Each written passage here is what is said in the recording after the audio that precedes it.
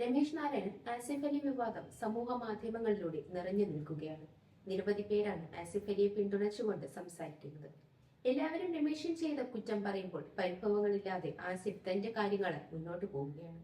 എന്നാൽ അതൊന്നുമല്ല താരം പറഞ്ഞ മറ്റു ചില കാര്യങ്ങളാണ് ഇപ്പോൾ ശ്രദ്ധ നേടുന്നത്. മനോരഥങ്ങൾ എന്ന ആന്തോളജി ചിത്രത്തിൽ അഭിനയിച്ചതിനെ പറ്റിയാണ് ആസിഫ് അലി പറഞ്ഞത്. നീലത്താമര എന്ന ചിത്രത്തിന്റെ ഓഡിഷൻ വേളയിൽ മലയാളി ലുക്കില്ലാതെ പിന്മാറേണ്ടി വന്നുവെന്നും 13 വർഷത്തിനു ശേഷം MTയുടെ കഥയിൽ കഥാപാത്രമാകാൻ സാധിച്ചതിൽ അഭിമാനമാണെന്നും നടൻ പറഞ്ഞു. താരം ആദ്യമായി MTയുടെ മുന്നിൽ എത്തുന്നത് നീലത്താമര എന്ന ചിത്രത്തിന് വേണ്ടിയാണ്. ലാൽ ജോസ് വന്ന് കാണാൻ പറയുമ്പോഴാണ് താൻ അദ്ദേഹത്തിന്റെ മുന്നിലെത്തിയത്. അന്നൊരു മലയാളി ലുക്കില്ല എന്ന് പറഞ്ഞ് അതിൽ നിന്നും പിന്മാറേണ്ടി വന്നു.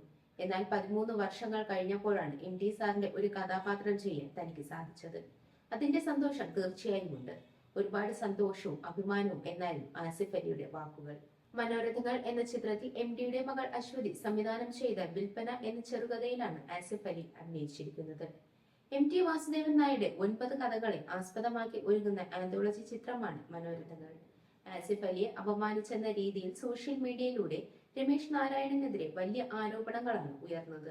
രമേശിന്റെ പഴയ പല വീഡിയോകളും ഇപ്പോൾ വീണ്ടും വൈറലാകുന്നുണ്ട്. പല താരങ്ങളെ കുറിച്ച് രമേശ് സംസാരിക്കുന്ന രീതികൾ ശരിയല്ല എന്ന് പ്രേക്ഷകർ പറയുന്നത്. ആസിഫ് അലി വിവാദത്തിൽ രമേശ് നാരായണൻ നിലവിൽ മാപ്പ് പറഞ്ഞുവെങ്കിലും അദ്ദേഹത്തിനെതിരെ സൈബർ ആക്രമണം നടന്നുകൊണ്ടിരിക്കുകയാണ്.